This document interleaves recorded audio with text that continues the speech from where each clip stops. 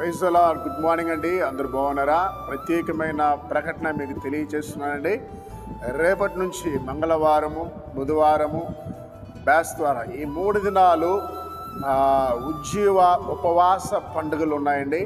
దయచేసి మీ ప్రాంతంలో జ్ఞాపకం చేసుకోండి. ప్రతిదినం వాగ్దానం వింటున్న దూర ప్రాంతాలన్న దేవుని ప్రజలారా, మీ ప్రార్థన ఎంతో అవసరము. ఈ ఉపవాస పండుగలు ఆశీర్వాదకరంగా, అనేక మందికి దీవెనకరంగా, అనేక మంది ఆత్మీయంగా బలపడలాగన, అనేక మంది వాక్యం చేత, దేవుని యొక్క వాక్యం చేత సరిచేయబడలాగన ఈ 3 దినాల యొక్క అవసరత కొరకు కూడా ప్రార్థించండి.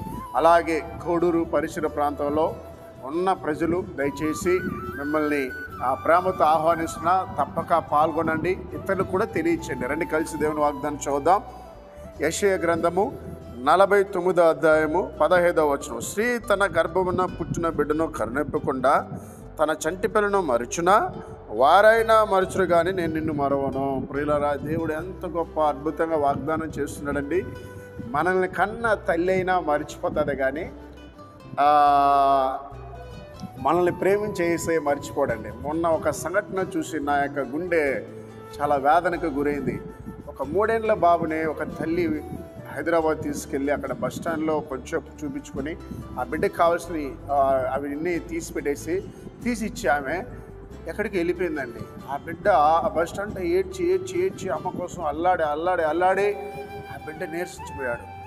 అంటే చూడండి, కన్న తల్లి తన కడుపులో పుట్టిన బిడ్డని కసాయి తల్లిగా వదిలిపెట్టి వెళ్ళిపోయిందండి. ఈ రోజులు అలాగా మారిపోయారు.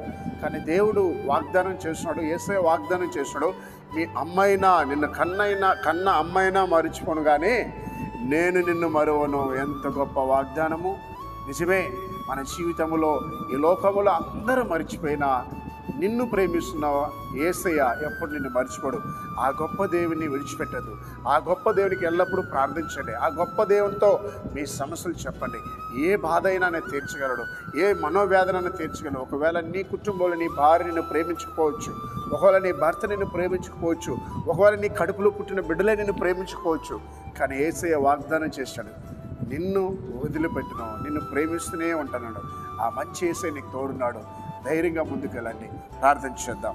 మహోన్నతుడా, పరిశుద్ధుడా, ఉదయకాలన వాగ్దానాన్ని బిడ్డల మీదని అభిషేకించండి. ముఖ్యంగా ప్రభా, తమిళనాడులో తొక్కేసిలాట్ అయినా ప్రభా అయా దాదాపు 40 మంది మరణించినగా అక్కడ ఉన్న ప్రజల్ని కాపాడిన ప్రభా, ఇంకా అనారోగ్యంతో ఉన్న బిడ్డలను స్వస్థపరచండి. ఎదుగునైనా ఈ దినం నా ప్రభా, ఎవరైతే అనారోగ్యంతో హాస్పిటల్ ఉన్నారో వారందరినైనా మీరు స్వస్థపరచండి. వారందరి మీద నీ దయ చూపించిన ప్రభా, యేసయ్య ప్రత్యేకించిన ప్రభా, ఎవరైతేనైనా ఆకలితో అలమటిస్తున్న వారికి ఆహారం దయచండి. ఈరోజు నా ప్రభా అయా పుట్టినరోజు వివాహం దిన జరుపుకున్న బిడ్డలు దీవించమని యేసు నామములో ప్రార్థిస్తున్నాం తండ్రి, ఆమేన్.